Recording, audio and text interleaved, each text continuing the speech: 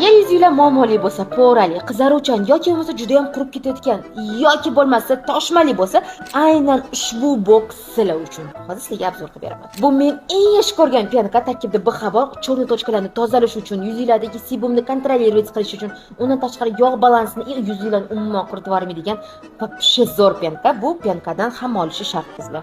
Bu esa o'sha yashil ampulamiz. Buni juda ham ko'plar yaxshi ko'radi, chunki yuzinglardagi qizarish bo'lsa, toshma bo'lsa, quruq bo'lsa, yog'li bo'lsa, po'ra bo'lsa, aynan hattoki psoriaz kasalliklariga ham juda ham zo'r tinchlantirib beradi.